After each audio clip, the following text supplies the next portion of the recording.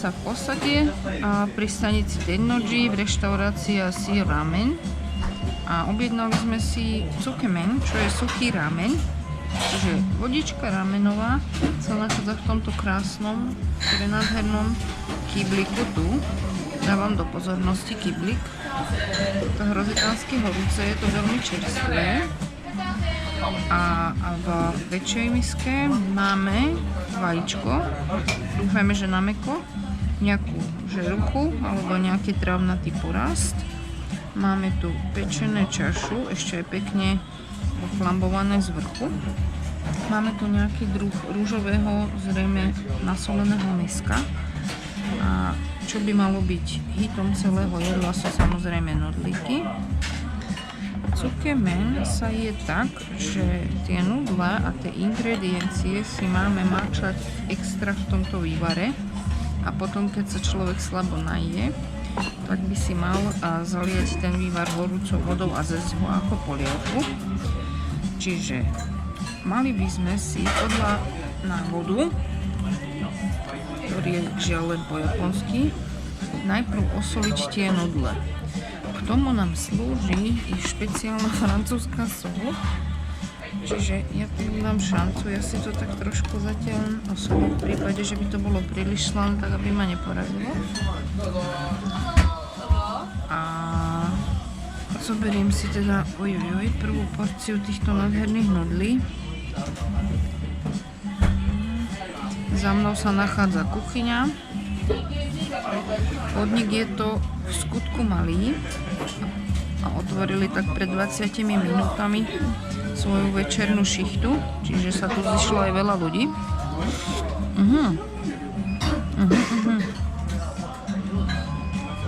Nič netušiac, som myslela, že tie nudle budú teplé, ale sú studené.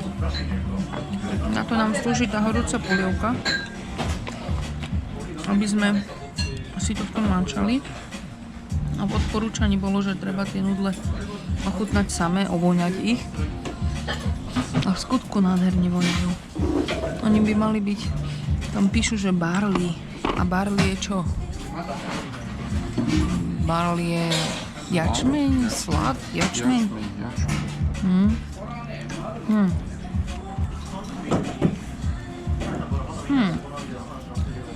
Dobrý to bol typ s tým osolením.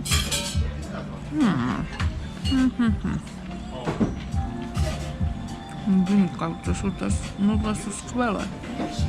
Už len také, jak sú, osolené by som ich zjedla. Ale nesmieme sa nechať zlakať. Čiže ideme si pozrieť, ako vyzerá tsukemenová súska.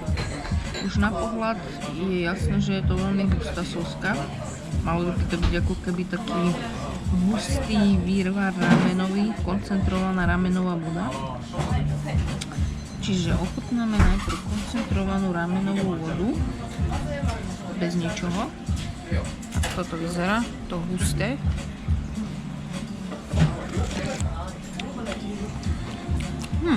Veľmi slané, samozrejme, lebo je to soska.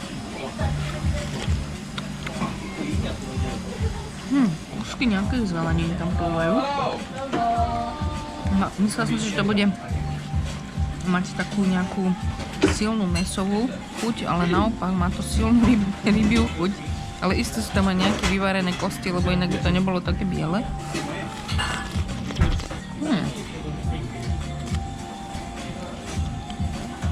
To je výborné.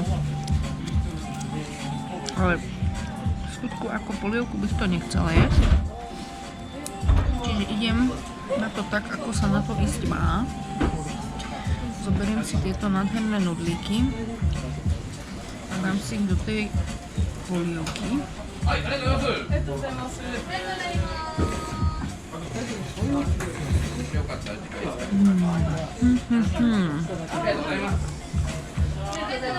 Skvelé. Skvelé, ale je nutné spraviť nasledovný úkon, aby sme im to tu celé neocákali. Tak my si dáme pod bradu tú krásnu polievočku a budeme si pekne srkať pekne spod brady. Čiže ešte raz, si teraz kto? Som sa bála, že to bude väčší mäs, ale celkom dobre sa to zatiaľ je.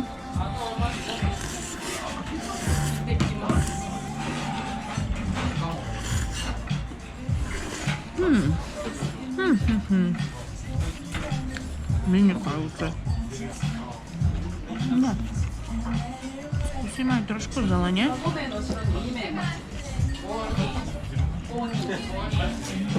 To tam skôr ako na ozdobu, samozrejme. Ja osobne by som sa viacej potešila cibulke, ale nesťažujeme sa. Ideme teda na mäsko. Máme tu krásne z vrchu opečené mäsko. Ja si odkusnem najprv na skúšku bez ničoho a potom si to dipnem do toho.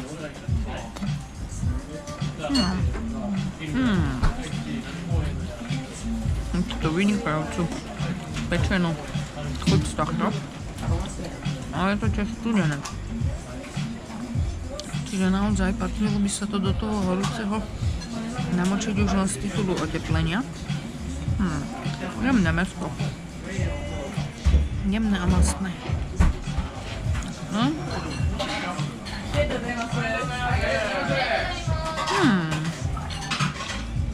Chutné.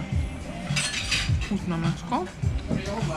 A skúsime aj mäsko číslo 2, ktoré vyzerá byť, aby som povedala, jak udené, alebo čo.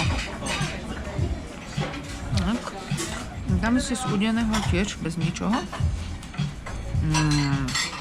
Není udené. Není vôbec slané. To je nejaké varené. To je niečo varené.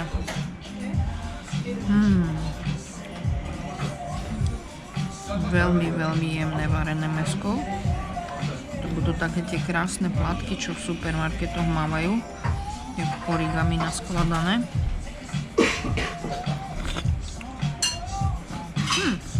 Výborné. Vynikajúce. A ešte tretiu vec, čo sme ochutnali a na ktorú sa mimoriadne teším. Je toto krásne vajíčko. Podľa farby by som si laicky dovolila tvrdiť, že je to onsenové namočené v niečom. A možno, že sa mýlim, je to len obyčajné vajíčko. A ja si ho namočím, lebo slané vajíčko musí byť. Vajíčko bez soli by bolo také smutnejšie.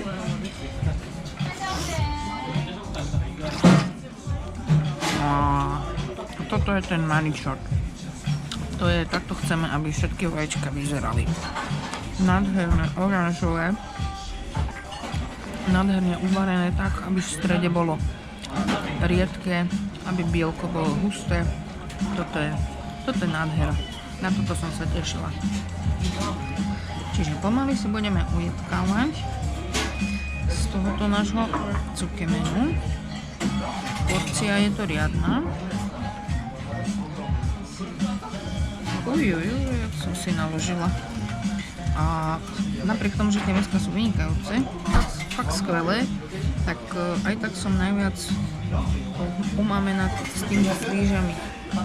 Chcel som to dať takto na sedlaka holou rukou, ale bolo toho moc. Čiže hitom celého jedla by som povedala, že sú určite tie nudle. Ale samé nudle, keby mi len s tou polievkou dali, tak som spokojná. Táto reštaurácia síce nemá vlastnú stránku, ale môžete si ich nájsť na Instagrame alebo na Google Maps. Linky v popiske.